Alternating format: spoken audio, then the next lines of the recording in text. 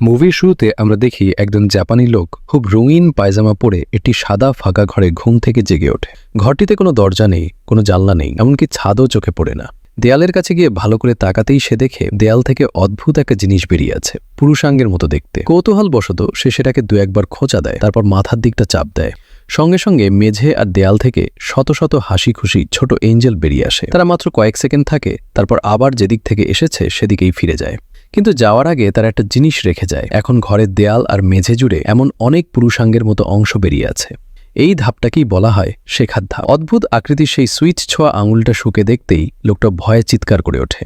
এরপর কাঁদতে কাঁদতে আশপাশে কারো কাছে সাহায্য চায়, কিন্তু কোনো সাড়া পায় না। তখন সে ঠিক করে বিভিন্ন সুইচ চাপ দিয়ে দেখবে কি হয়। প্রতিবার সে যখন কোনো সুইচ চাপে তখনই ঘরের ভেতর এলোমেলো কোনো জিনিস পড়ে, কখনো ছোট টুথব্রাশ, কখনো আবার বড় ফুলদানি। একই সুইচ আবার চাপলে ঠিক সেই একই জিনিসই আবার আসে। এভাবে একটি নির্দিষ্ট সুইচ পরীক্ষা করতে করতে তার সামনে চপস্টিকের একটা বড় স্তূপ জমে যায়। কিন্তু তার আনন্দ বেশি সময় টেকে না। চপস্টিকের পাশের সুইচ চাপতেই দেয়াল থেকে একটা ছোট ট্রলি বেরিয়ে এসে তার পায়ে সজোরে ধাক্কা মারে। ব্যথায় চিৎকার করে সে আরেকটা সুইচ চাপে, আর সেটাই হঠাৎ একটা নিতম্বে রূপ নেয়, যা সরাসরি তার মুখের দিকে পেতে দেয়। কয়েক ঘন্টা পর ঘরের ভেতর নানা রকম এলোমেলো জিনিস জমে যায়। এক সময় সে একটা বল দেয়ালের দিকে ছুঁড়ে মারে, আর তাতেই এক সুইচ চেপে যায়, যেটা থেকে বেরিয়ে আসে সুশি। অনেকক্ষণ ধরে না খাওয়ায় সে ভীষণ খুশি হয়, কিন্তু সঙ্গে সঙ্গে বুঝতে পারে সয়া সস নেই। সে তার অদৃশ্য বন্দীদের কাছে সয়া সস চায়, কিন্তু বরাবরের মতো এবারও কোনো জবাব আসে না। তাই সে একটার পর একটা সুইচ চাপতে থাকে। সামনে অনেক সুশি জমে যায়, কিন্তু সয়া সস আর আসে না। শেষমেশ হাল ছেড়ে দিয়ে সে সুশি খেতে শুরু করে, আর তার কাছে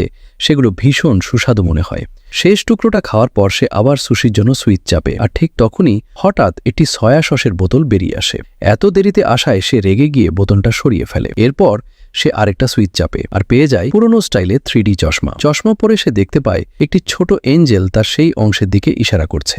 এতে সে খুব খুশি হয়, কারণ তার মনে হয় সমাধানটা বুঝি সে পেয়ে গেছে।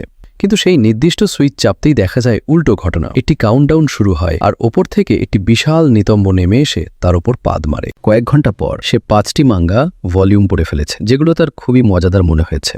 কিন্তু যখন সে 6ষ্ঠ ভলিউম পেতে সুইচ চাপে, তখনের বদলে 7ম ভলিউম চলে আসে। হতাশ হয়ে সে অন্য সুইচগুলো চেষ্টা করতে শুরু করে, যেগুলো তাকে 8ম এবং 9ম ভলিউম দেয়। কিন্তু 6ষ্ঠ ভলিউম এখনও আসে না। শেষ পর্যন্ত যে সুইচটি সে চাপতে চেষ্টা করে তা তাকে বড় একটি অবাক করা জিনিস দেয়। দেয়ালের একটি অংশ খুলে যায়, যার পেছনে লুকানো থাকে একটি দরজা। লোকটি এই আবিষ্কারে খুশি হয়, কিন্তু উত্তেজনায় সে হারিয়ে ফেলে কোন সুইচটি এক্সিট খোলার জন্য দরকার। সে হঠাৎ একটি সুইচ চাপতে যায় এবং অবাক হয়ে দেখে দেয়াল থেকে একজন আফ্রিকান ট্রাইবসম্যান দেয়াল থেকে দেয়াল পর্যন্ত দৌড়াচ্ছে। পরের সুইচ চাপতেই তার মাথায় জল পড়ে। তৃতীয় সুইচটাই প্রয়োজনীয় সুইচ, এবং দেয়াল খুলতেই সে তাতে ছুটে যায়, কিন্তু দেখে দেয়াল তার মুখের ওপর বন্ধ হয়ে যায়। দ্বিতীয় চেষ্টায়ও একই ফল হয়। তখন সে বুঝতে পারে দরজা তখনই খোলা থাকে যখন পুরুষাঙ্গের মতো অংশটি নিচে থাকে। এরপর সে বিভিন্ন পদ্ধতি চেষ্টা করতে শুরু করে। প্রথমে সে দৌড়ানোর অবস্থান নেয় এবং পায়ের সাহায্যে সুইচ চাপতে চেষ্টা করে। এরপর দূর থেকে ফ্লাই সোয়াটার দিয়ে আঘাত দেয়, আশা করে দূরত্ব তার দৌড়ানোর সময়কে প্রভাবিত করবে। কোনোটিই কাজ করে না।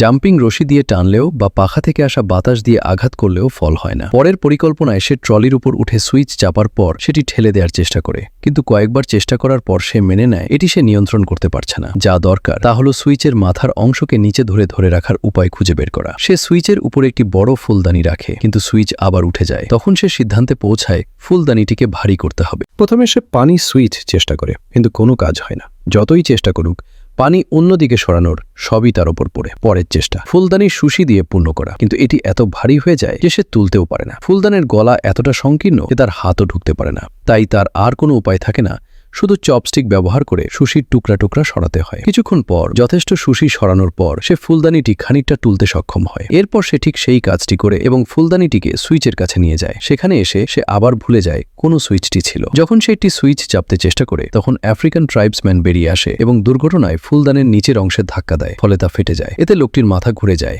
এবং সে চিৎকার করতে করতে পাগল হয়ে যায়। অবশেষে সে সঠিক সুইচ খুঁজে বের করে এবং সেটিকে সুশি দিশি দিয়ে ঢেকে দেওয়ার চেষ্টা করে, কিন্তু এটিও কাজ করে না, আর সেই ছোট পুরুষাঙ্গ চাউলগুলোর মধ্যে দিয়ে বের হয়ে আসে। এরপর সে সুইচকে টেপ দিয়ে ঢাকার চেষ্টা করে, তারপর টেপের সঙ্গে স্টিলের প্লেট ব্যবহার করে, কিন্তু কোনোটিই কাজ করে না। দরজাটি প্রতিবার তার পিঠে আঘাত করার কারণে হওয়া ব্যথা সামলাতে কিছু ব্যথানাশক খেয়ে এবং একটু ঘুমিয়ে নেওয়ার পর লোকটি দাঁত ধোয়ার জন্য পানি আনতে চায়। তাই সেটি সুইচ চাপে, কিন্তু সেটি ভুল সুইচ ছিল, আর সঙ্গে সঙ্গে ছাদ থেকে একটি দড়ি ঝুলে পড়ে। এটি তার মন ভালো করে দেয়, কারণ তার মাথায় একটি নতুন পরিকল্পনা আসে। সে দরজা খুলবে, তারপর দড়ি ধরে দোন খেয়ে পুরো ঘর পার হয়ে দরজা বন্ধ হওয়ার আগেই বেরিয়ে যাবে। কিন্তু দুর্ভাগ্যজনকভাবে যখন সে ভুয়া দেয়ালের পেছনের দরজাটি খুলতে যায় তখন বুঝতে পারে দরজাটি তালাবদ্ধ।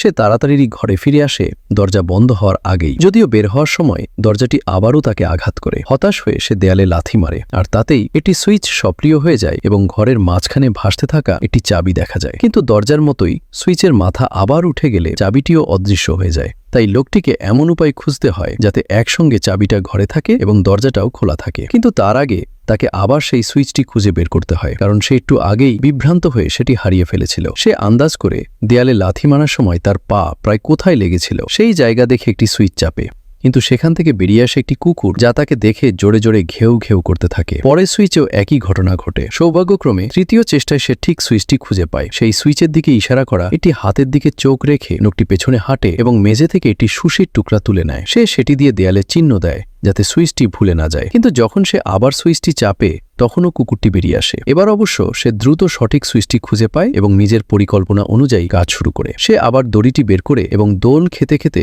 বিভিন্ন সুইচে পৌঁছানোর চেষ্টা করে, কিন্তু তাতেও কাজ হয় না। মেঝেতে পড়ে যাওয়ার সময় সে একটি সাকশন প্লাঞ্জার দেখতে পায় যা সে আগে কোনো এক সুইচ থেকে পেয়েছিল। তখন তার মাথায় নতুন একটি বুদ্ধি আসে। সে প্লাঞ্জার দিয়ে দেয়ালে ঠেস দিয়ে নিজেকে আরও দূরে ঠেলে দিতে পারবে।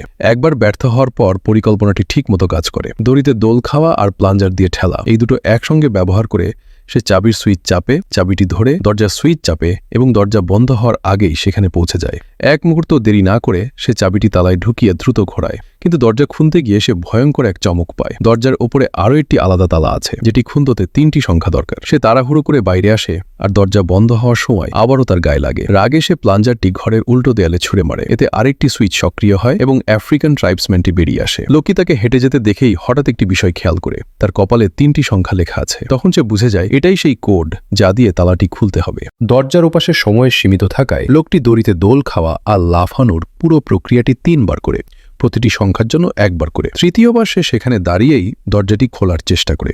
দরজাটি একটু আটকে ছিল, তাই খুলতে তাকে বেশ জোর দিতে হয়। অবশেষে যখন সে দরজাটি খুলতে পারে ঠিক তখনই তার পেছনের দেয়ালের অংশটি বন্ধ হয়ে যায়। ফলে সে সেখানে আটকে পড়ে এবং দরজাটি পুরোপুরি খোলার মতো জায়গাও আর থাকে না। সম্পূর্ণ ভেঙে পড়ে লোকটি মেঝেতে বসে কান্না শুরু করে। সে মনে করতে থাকে সুইচ থেকে পাওয়া জিনিসগুলোর সঙ্গে কত মজা করেছিল সে।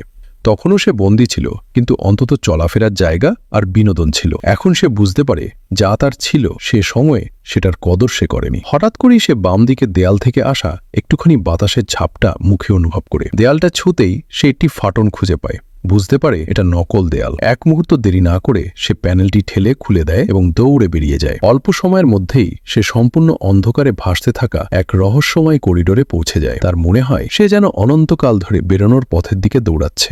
অবশেষে যখন সে একটি ঘরে পৌঁছায় তখন তার চুল অনেক বড় হয়ে গেছে আর পায়জামার রঙও ফিকে হয়ে গেছে। এই ঘরটিও ফাঁকা আর সে ঢুকতেই দরজাটি বন্ধ হয়ে যায়। তবে এখানে বেবি এঞ্জেলের বদলে রয়েছে বড় এঞ্জেলরা। তারাও দেয়ালের ভেতরে মিলিয়ে যায়, শুধু তাদের দেহের অংশগুলো দেয়াল থেকে বেরিয়ে থাকে, যেগুলো সুইচ হিসেবে ব্যবহার করা যায়। এটিই পরিচিত প্র্যাকটিস ধাপ হিসেবে। এদিকে মেক্সিকোর একটি শহরে ছোট অ্যান্টোনিওর পরিবার দুশ্চিন্তায় থাকে। তার বাবা, যিনি এসকারগট ম্যান নামে পরিচিত এক রেসলার, আজকাল স্বাভাবিকের চেয়ে অনেক বেশি চুপচাপ। তার স্ত্রী মনে করেন হয়তো পরের প্রতিপক্ষ তার চেয়ে অনেক কম বয়সী বলেই সে এমন আচরণ করছে, কিন্তু দাদু বলেন বয়স নয়, অভিজ্ঞতাই আসল। এসকারগট ম্যানকে তার বোন মেয়ে কারেন্ট ট্রাকে করে তুলে রেসলিং রিংয়ে নিয়ে যায় যাতে সে আগে থেকেই প্রস্তুতি নিতে পারে। এই প্রস্তুতির মধ্যে রয়েছে পোশাক বদলানো আর ভার্জিন মেরির কাছে প্রার্থনা করা। স্কুলে অ্যান্টোনিওকে তার সহপাঠীরা ঠাট্টা করে, কারণ সে এসকারগট ম্যানের উপর বাজি ধরেছে। তারা তাকে দুর্বল হারানো লোক বলে অপমান করে। ম্যাচ শুরু হওয়ার সময় ঘনিয়ে এলে কারেন আবার তার ভ্যান নিয়ে অ্যান্টোনিও আর তাদের দাদুকে তুলে নিয়ে যায় এসকারগট ম্যানের খেলা দেখাতে।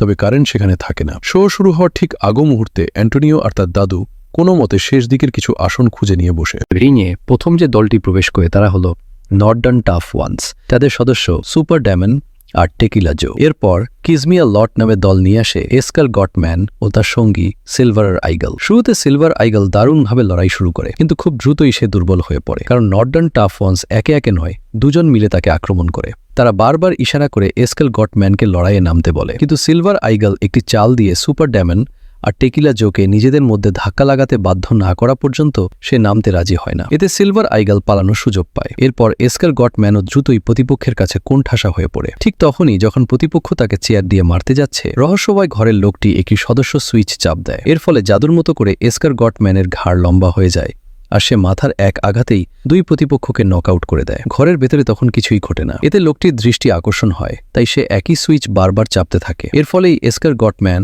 সিলভার আইগাল, রেফারি অ্যান্টোনিও এমনকি ঘণ্টাটাকেও নকআউট করে ফেলে। কোনো ঠিকঠাক ফল না পেয়ে লোকটি এবার অন্য সুইচগুলো চাপতে শুরু করে। এটিতে লস অ্যাঞ্জেলেসে এক মেটাল ব্যান্ডের গায়ক কনসার্টের সময় দর্শকদের ওপর আগুনতে থাকে। আরেকটিতে রাশিয়ার এক জাদুকর তার সহকারীকে অদৃশ্য করা ট্রিকটি করতে গিয়ে ব্যর্থ হয়। তৃতীয়টিতে চীনের এক লোক নিজের কুকুরদের দিকে ঘেউ ঘেউ করতে শুরু করে। লোকটি প্রায় হাল ছেড়ে দিতে যাচ্ছিল, ঠিক তখনই সে ওপর দিক থেকে আসা আলো দেখতে পায়। সে ললক্ষ্য করে আগের ঘরের মতো এখানে কোনো ছাদ নেই, আর দূরে দেখা যাচ্ছে। এবার সে একেবারে নতুন কিছু করার সিদ্ধান্ত নেয়। সদস্য সুইচ চাপার বদলে সে সেগুলো ব্যবহার করে দেয়াল বেয়ে উঠতে শুরু করে। এই কৌশল কাজ করে। প্রতিবার সে হাত দিয়ে কোনো সুইচ ধরে বা পা দিয়ে তাতে ভর দেয়, পৃথিবীতে আশ্চর্য সব ঘটনা ঘটে।